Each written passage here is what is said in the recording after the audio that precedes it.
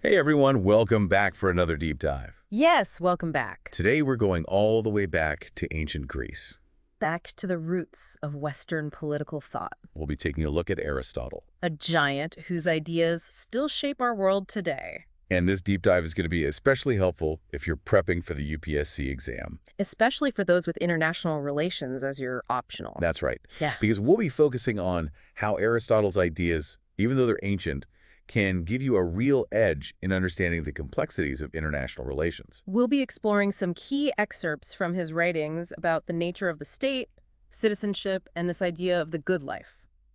You know, I always get fascinated when I come back to Aristotle's famous statement, man is by nature a political animal. It's one of those quotes that sounds so simple at first, Right. but the more you think about it, Yeah. the more layers of meaning you uncover. Absolutely. Yeah. So help us unpack that a bit. What did Aristotle really mean when he said humans are political animals? Well, he was getting at something fundamental about human nature. Okay. He recognized that just like many other animals, like ants or bees, Huh.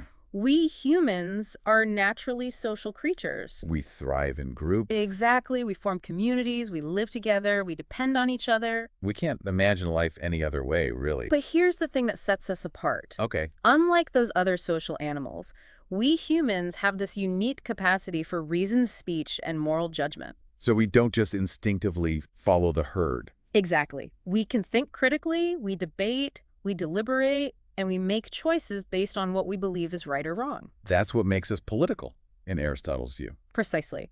For him, this capacity for reasoned discussion and moral choice is what drives us to form political communities. It's not just about survival or efficiency. It's about creating a space where we can collectively strive for a good life. A life where we can exercise our reason, our moral sense, and our potential as human beings. Exactly. And that's where the state, or the polis, as he called it, comes in. So for Aristotle, the state wasn't just some artificial construct. No, not at all. He saw it as a natural outgrowth of our social and rational impulses. It's the arena where our political nature can fully express itself. Exactly. Now, this is where it starts to get really interesting for those of you prepping for the UPSC, especially if you're focusing on international relations. Because if states are expressions of human social and political nature, then understanding those underlying principles of human interaction can give you a deeper understanding of how states behave on the world stage. It's like having this extra layer of insight into international relations. Exactly. And Aristotle went even deeper into this. Okay. He believed that the state emerges organically from smaller social units. Starting with a family. Exactly. Then expanding to villages, and finally culminating in the fully formed polis. Each step building on the previous one. And each step aiming for a greater degree of self-sufficiency.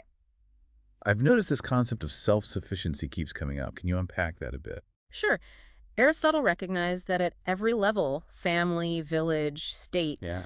there's this drive to fulfill needs and achieve a certain level of independence. To stand on its own 2 feet, so to speak. Exactly.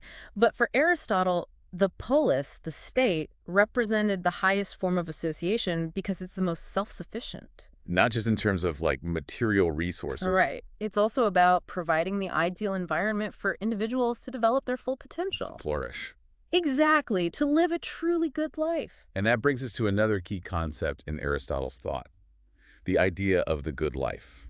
Yes, it's not just about survival. It's about living well. It's about reaching what he called eudaimonia. Eudaimonia. It's a Greek word. Yeah, and it often gets translated as happiness. Right, but it's actually a bit more profound than that. Okay, so break it down for us. What did Aristotle really mean by eudaimonia? And why should UPSC aspirants care about this ancient Greek idea? Good question. Think of eudaimonia as a state of genuine flourishing, both individually and collectively. It's not just about fleeting moments of happiness. It's about living a life guided by reason, virtue, and actively contributing to the well-being of your community. It's about fulfilling your potential as a human being. Exactly. And for Aristotle, this was the ultimate goal of the state, to create a society where citizens could strive towards this ideal. Now, I can already see how this connects to international relations. If states are supposed to foster this kind of flourishing, then it raises all sorts of questions about how states should interact with each other on the global stage. Absolutely. It challenges us to think about international relations not just in terms of power and self-interest, but also in terms of ethical principles, cooperation, and promoting global well-being. It adds a whole new dimension to your UPSC preparations. It does. Wow, this is already blowing my mind. And we've only just scratched the surface of Aristotle's political thought. There's so much more to explore, but this foundation is crucial. It sets the stage for understanding Aristotle's ideas about citizenship, the ideal forms of government, and even his concept of justice. All of which have direct relevance to international relations and the UPSC syllabus. Absolutely. I can already see how these ancient ideas can illuminate contemporary issues. They really can. This is going to be an epic deep dive. It is. So we've been talking about how for Aristotle, the state is crucial for human flourishing, and how that flourishing involves living a life guided by reason and virtue, striving towards eudaimonia. But he didn't stop there. He went on to explore what types of political systems could best achieve this goal. This is where it gets really interesting for those of you prepping for the UPSC exam. Because understanding different forms of government, their strengths and weaknesses, Oh, absolutely. it's crucial for the exam, right? For sure. Aristotle was a keen observer of political systems. He categorized them based on who governs one person, a few or the many, and whether they govern for the common good or for their own selfish interest. So he wasn't just interested in who was in charge, but how they ruled and for whom. Exactly. He identified three forms of government that he considered good because they aimed at the common good: monarchy, aristocracy, and polity. Monarchy, I assume, is rule by one. Correct. In Aristotle's ideal monarchy, a single virtuous ruler governs with wisdom and justice, always prioritizing the well-being of all citizens. Like a wise and benevolent king or queen? Exactly. Now, aristocracy, as you might guess from the name, involves rule by a select few, the aristoi, or the best. So in an aristocracy, a small group of exceptionally capable and virtuous individuals hold the power. Precisely. They're supposed to be the most wise, just, and public-spirited citizens using their knowledge and skills to govern effectively for the benefit of all. Now, this raises an interesting question. How do you determine who the best are? How do you avoid this turning into an elite group serving only their own interests? That's the challenge, and Aristotle knew this. He believed that education, upbringing, and a strong ethical foundation were key for cultivating virtuous leaders. He wasn't naive to the potential for corruption, even among the best. Okay, and then there's polity, which sounds kind of like democracy. Is that what Aristotle had in mind? Well, polity is actually a little more nuanced. He saw it as a mixed system, combining elements of democracy, rule by the many with elements of oligarchy, rule by the wealthy. A hybrid system, so to speak. Why did he favor this mixed approach? Well, he believed that polity offered greater stability and balanced out the potential extremes of both democracy and oligarchy. You see, he was wary of mob rule, where the masses could be easily swayed by emotion or, demagoguery. Right. But he also recognized the dangers of oligarchy, where a wealthy elite could exploit the rest of society. It's all about finding that balance. Exactly. Finding that sweet spot where power is distributed in a way that promotes both stability and fairness. But he also acknowledged that even these good forms of government could degenerate into bad ones if those in power lost sight of the common good. So a monarchy could slip into tyranny, an aristocracy could become an oligarchy, and even a polity could devolve into mob rule. Exactly.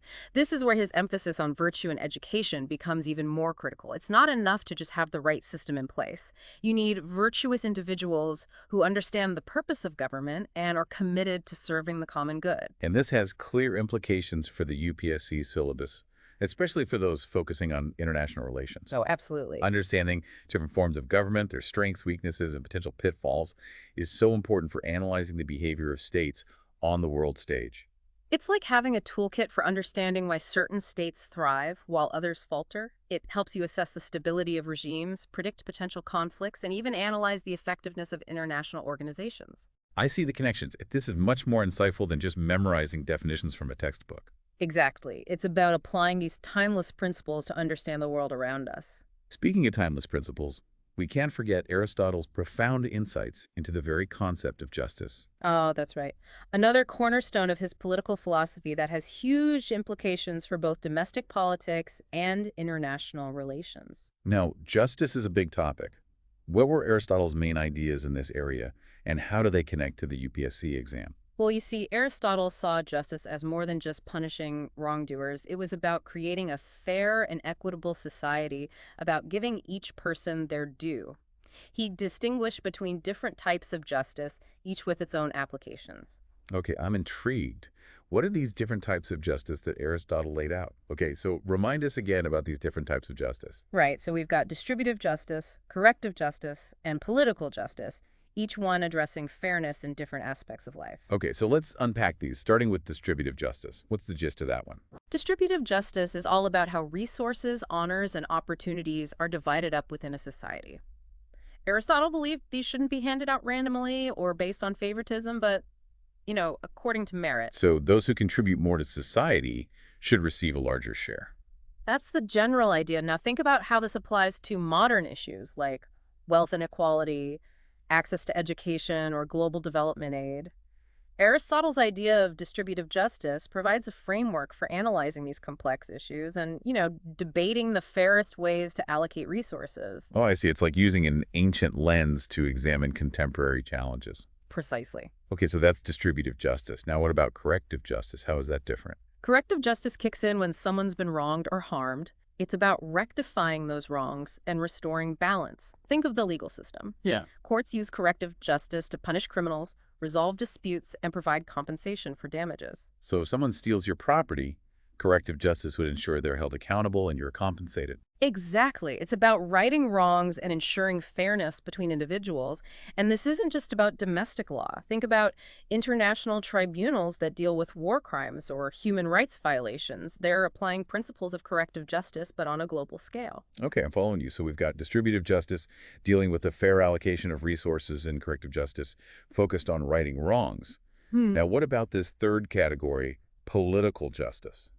Political justice. This is all about making sure there's fairness in the exercise of political power.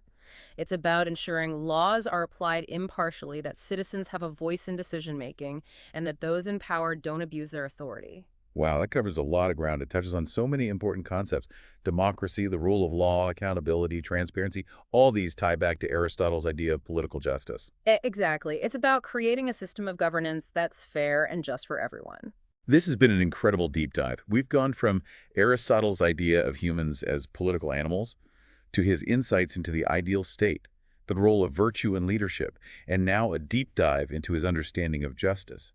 It's remarkable how these concepts, though ancient, still resonate with the complexities of international relations today. I agree.